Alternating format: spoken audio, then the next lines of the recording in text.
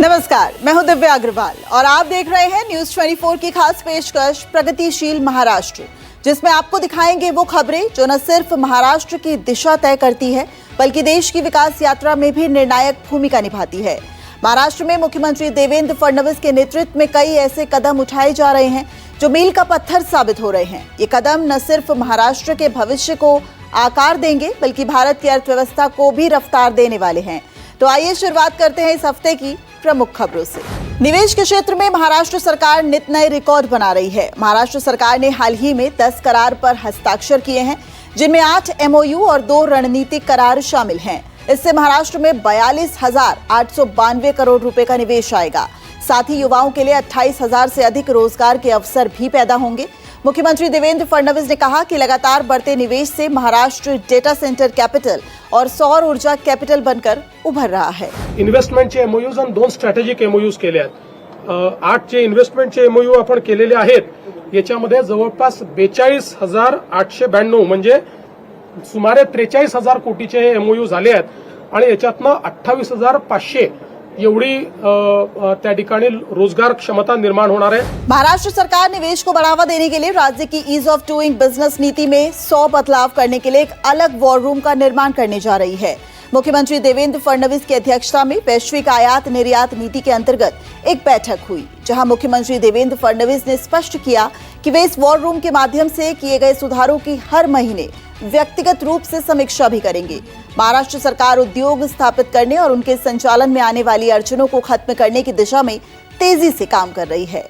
महाराष्ट्र के कई जिलों में भारी बारिश और बाढ़ से किसानों की फसलें बर्बाद होने की तस्वीरें सामने आई हैं। इस संकट की इस घड़ी में महाराष्ट्र सरकार मजबूती के साथ किसानों के साथ खड़ी है। मुख्यमंत्री देवेंद्र फडणवीस ने बारिश में बर्बाद हुई फसल का तत्काल पंचनामा कर जल्द से जल्द मुआवजे का भुगतान करने के निर्देश दिए हैं।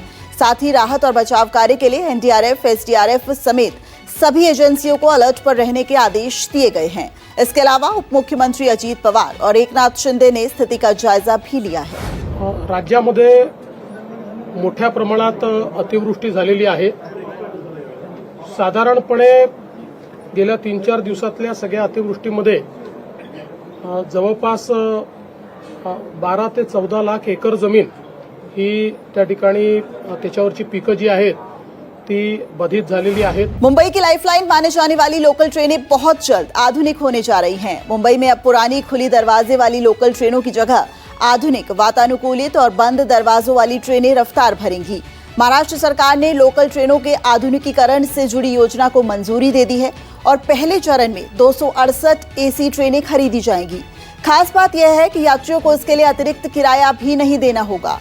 मुख्यमंत्री देवेंद्र फडणवीस की अध्यक्षता में हुई राज्य मंत्रिमंडल अवसंरचना समिति की बैठक में इस परियोजना को हरी झंडी दी गई है। प्रधानमंत्री नरेंद्र मोदी के मार्गदर्शन और मुख्यमंत्री देवेंद्र फडणवीस के नेतृत्व में महाराष्ट्र सरकार लगातार गरीबों के कल्याण के लिए काम कर रही है।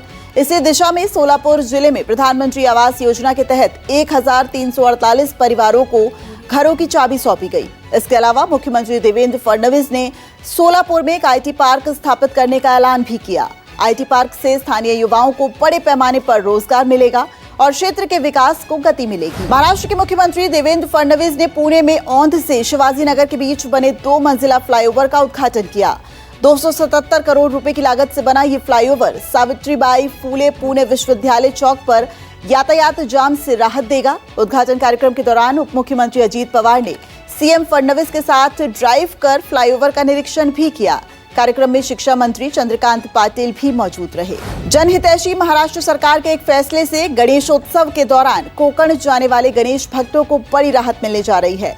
उप मुख्यमंत्री एकनाथ शिंदे ने निर्णय लिया है कि 23 अगस्त से 8 सितंबर के बीच गणेशोत्सव के लिए कोकण जाने वाले वाहनों से टोल नहीं वसूला जाएगा। यानी अब मुंबई बेंगलुरु राष्ट्रीय राजमार्ग, मुंबई गोवा राष्ट्रीय राजमार्ग के साथ साथ लोक निर्माण विभाग और महाराष्ट्र राज्य सड़क विकास निगम के अधिकार क्षेत्र में आने वाली सड़कों पर गणेश भक्तों को टोल नहीं देना पड़ेगा। इन खबरों से स्पष्ट है कि मुख्यमंत्री देवेंद्र फडणवीस के नेतृत्व में महाराष्ट्र सरकार न सिर्फ वर्तमान की आवश्यकताओं को पूरा कर रही है बल्कि आने वाले कल की मजबूत नींव भी तैयार कर रही है। यही सतत प्रयास महाराष्ट्र को प्रधानमंत्री नरेंद्र मोदी के विकसित भारत के सपने का सबसे विश्वसनीय और प्रभावशाली स्तंभ बनाते हैं।